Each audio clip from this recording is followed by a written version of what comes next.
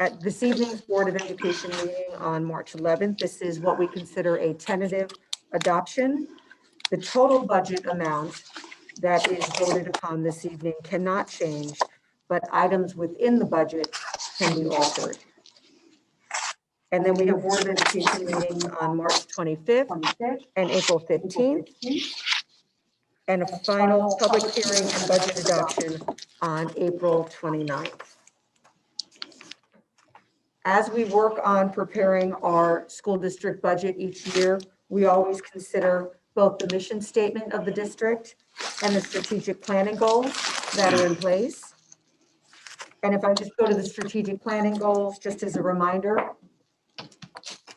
we have 3 key goals that we work on each year under our strategic plan. The first deals with the academic experiences for our students, and we're working to provide an innovative and rigorous educational experience for all Parsippany students.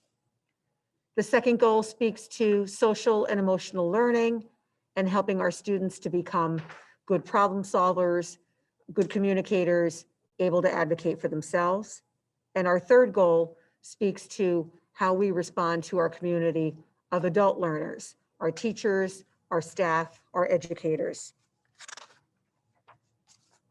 The budget directive for the coming school year is that we are aiming to adhere to the following goals.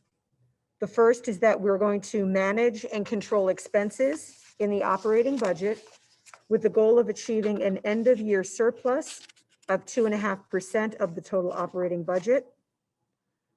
That we will provide adequate funding that does not diminish to the greatest degree possible current services to students, including the facilities and security, and support the goals of the strategic plan. And finally, that the budget ensures a tax levy of 2% exclusive of a spending growth adjustment and banked cap. And board members, the budget that we are presenting to you this evening meets each of these directives. We've included, this has not been on our budget presentations in the past few years, but I felt it was a prudent time to begin to reintroduce historic and projected student enrollment, pre-K through 12 for the district.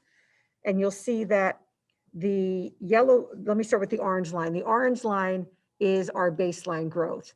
And that is essentially if you just take each grade cohort and grow it up a year, and then look at projected move-ins or moves out based on history. And that would be what we would be looking at. But also given that we know we have some housing developments in the works in Parsippany, and we also have a demographer's report, which is on our bulletin for approval later this evening. The demographer looked at not only cohort survival rates for projected growth, but also looked at the projected number of children that might come from new housing developments. And so you'll see the yellow line is from the demographer's report, and that population for enrollment has been adjusted for housing growth. So you see, it may not pose much of a difference next year, but as 2 and 3 and 4 years roll out, we begin to see what we expect to see, a significant growth of students coming into the district. I'm going to let Dr. Savio take the next several slides dealing with state aid. Thank you, Dr. Sargent. As you can see, we received $1.37 million in additional state aid for next school year. That represents about a 20% increase in aid from the state, which is great news from the governor, adding money to the pot of monies available to school aid. Negotiated salaries and benefit increases, however, can total much more than that. 4.3 million. We have additional enrollment at Morris County Votech School, and we have to pay the tuition for that, another 273,000. And finally, increased transportation costs as we have more routes and more students to be transported. So the state aid is helpful, but it doesn't cover all of our increased costs. The budget does provide for additional staffing, and were you going to talk about that, Dr. I'd be happy to. Some of the items in the budget that are, I think, of particular attention to not only board members, but parents and staff include several new teaching positions for our self-contained special education classes, 2 of these at the elementary level, and then middle and high school as well as professionals such as behaviorists and therapists associated with those programs. We have new novels still being implemented at our middle and high schools. We are providing additional academic support for students. We have additional staff who will be hired to support our growing elementary strings program, some new exciting business department electives and expanded math offerings. And the budget also provides for the continued implementation of the district's technology plan. Some of the capital projects you'll notice in the budget include replacing the gym floor at Parsippany High School. That's one of the last Mercury floors that we're going to replace. Both the visitor and the home bleachers need some renovation over at PHHS. There's always a budget for district-wide door replacements. That's an ongoing issue, especially with our safety violations from the fire marshal. District-wide flooring replacements, again, some of the asbestos-type tiles, or moving from carpet to tile for efficient cleaning procedures. Window air conditioners, I believe this will be the last of our 25 units that we have to purchase for the high school, and we'll be installing those hopefully over the summer. We do need an air conditioning unit in a room that has no windows. It's a child study team office at Eastlake.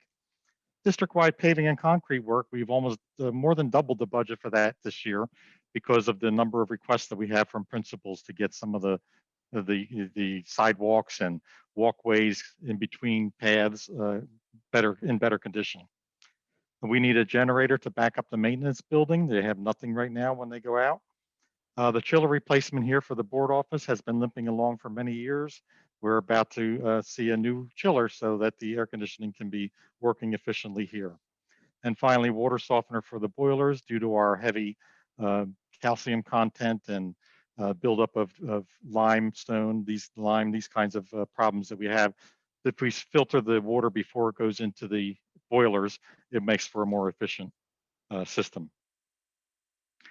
The next one is our revenue sources, and you can see that's basically the same as you've seen every year except for H&I. Those are due to GASB 84 pronouncements where we have to start tracking student activity funds and scholarship funds in Fund 20, our special revenue account. Otherwise, the revenue picture is about the same as you're used to seeing. And on the appropriation side, again, the same kind of line items that you're accustomed to seeing, except for N and O. Again, they're offsets in the budget because they're special revenue, but basically the pie chart looks very similar to what it has in prior years with increases in almost every line. And how are the taxes calculated? Well, it all starts with the ratables, and fortunately, we were told by the township that ratables increased this last year by $20 million. So that really helps when you have to raise taxes. It kind of offsets that pinch. So the balance of last year's taxes to be collected during this half a year is 71.3 million. New debt service, as that debt service gets paid off, it keeps going down each year. So that amount is a little less than last year, the 2.77 million. The first half of our new year tax levy will be 72.8 million for a total of 146,841,284. And to figure out the tax rate, you divide the ratables by that tax levy into the tax levy. So we get a 0.02019 tax rate for the schools. The average home value or assessed value in town is $311,780, up a little bit from last year. So the average tax levy, tax responsibility for a homeowner, typically this year would be $6294.84. Last year's tax rate was $6184.02. So the increase with our 2% tax levy increase is going to hit the homeowners by $110.82. So that's summarized on that next slide, the tax impact. Average taxpayer will see $110.82 increase in the school tax next year based on the average assessed value of $311,780. And so board members, a reminder again that we have 2 other Board of Ed meetings where the budget can be discussed. But again, the amount being approved stays solid tonight. Our meetings for March 25th and April 15th are those additional discussion opportunities. And then final public hearing and budget adoption on April 29th. I don't know if board members have any questions or if Mrs. Cogan or finance chairperson wanted to add any additional information.